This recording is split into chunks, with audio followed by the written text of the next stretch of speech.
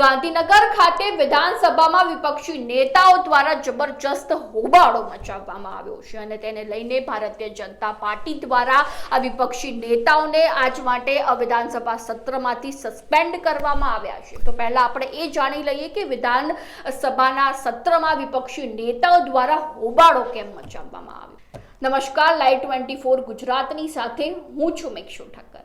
જેમાં જે સમયથી જ વિધાનસભા સત્રની શરૂઆત થઈ છે તે સમયથી જ વિપક્ષી નેતાઓ સતત સત્તા પક્ષની સામે હુંકાર કરી રહ્યા છે અને આજે પણ વિપક્ષી નેતાઓ એટલે કે કોંગ્રેસના ધારાસભ્ય અમિત ચાવડા, અનંત પટેલ, કિરીટ પટેલ તેમજ આપમાંથી ચૈતર વસાવા સતત વિરોધ નોંધાવી રહ્યા છે ભારતીય જનતા પાર્ટીની સામે। જેમાં સમગ્ર બાબત એ છે કે આ સરકાર દ્વારા જે આદિજાતિના વિદ્યાર્થીઓ માટે પોસ્ટ મેટ્રિક શિષ્યવૃત્તિ આપવામાં આવતી હતી તે વર્ષ 2024 થી બંધ કરી દેવામાં આવી છે અને તેને લઈને આદિવાસીના વિદ્યાર્થીઓના ભણતર ઉપર ઊંડી અસર પડી છે અને તેને લઈને આપના નેતા ચૈતર વસાવા જે છે તે સતત ભારતીય જનતા પાર્ટીની સામે હુંકાર કરી રહ્યા છે કે ભારતીય જનતા પાર્ટી તે આદિવાસીઓની પાર્ટી નથી અને આ પોસ્ટ મેટ્રિક શિષ્યવૃત્તિ બંધ કરવાથી આદિજાતિના વિદ્યાર્થીઓના ભણતર ઉપર ખૂબ જ ઊંડી અસર પડી રહી છે। જેવા અનેક પ્રહારો ચૈતર વસાવા દ્વારા જે છે તે ભારતીય જનતા પાર્ટી ઉપર કરવામાં આવી રહ્યા છે। તો તેમણે વધુમાં શું કહ્યું તેમણે પાસેથી જ સાંભળી લઈએ।